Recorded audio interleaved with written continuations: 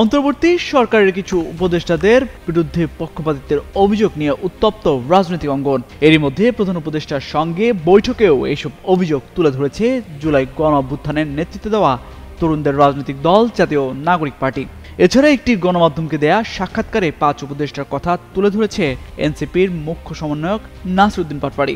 এবার উপদেষ্টাদের নিয়ে এনসিপির এসব অভিযোগ নিয়ে মুখ খুলেছেন গণঅধিকার পরিষদের সাধারণ সম্পাদক রাশেদ খান, জানিয়েছেন নিজের প্রতিক্রিয়া। সোমবার সন্ধ্যায় ফেসবুকে নিজের আইডিতে দেওয়া এক পোস্টে তিনি লিখেন, এনসিপির পক্ষ থেকে যে ৫ জন উপদেষ্টাকে বিভিন্ন দলের প্রতি বায়াসড বলা হয়েছে, এই উপদেষ্টারা সরকারে না থাকলে ডক্টর মোহাম্মদ ইউনূস ১ ঘন্টার জন্য ক্ষমতায় টিকতে পারবেন না। স্কিন শুষ্ক রুক্ষ হয়ে যাবে বলে কি বাইরে যাবে না? জাস্ট 1 2 3 4 করো, স্কিনটাকে রিভাইভ করো। ডক্টর মোহাম্মদ ইউনূসের সরকার টিকেই আছে শুধুমাত্র ওনাদের বুদ্ধিমত্তা, যোগ্যতা ও কৌশলের উপর। পুরো উপদেষ্টা পরিষদের মধ্যেও যদি যোগ্যতার বিচার করা হয় তবে তাদের যোগ্যতা সবচেয়ে বেশি। এই উপদেষ্টারা এনসিপির আজ্ঞাবহ না হওয়ায় দলটি এখন তাদের বিরুদ্ধে অভিযোগ করেছে উল্লেখ করে তিনি বলেন, তৎকালীন বৈষম্য বিরোধী ছাত্র আন্দোলনের ৬ সদস্যের লিয়াজু কমিটির পরামর্শে এই ৫ জন উপদেষ্টা সহ বাকি উপদেষ্টাদের সিলেকশন করা হয়। হয়তো এই ৫ উপদেষ্টাকে এনসিপি আজ্ঞাবহ বানাতে না পেরে ট্যাগিং করা হচ্ছে।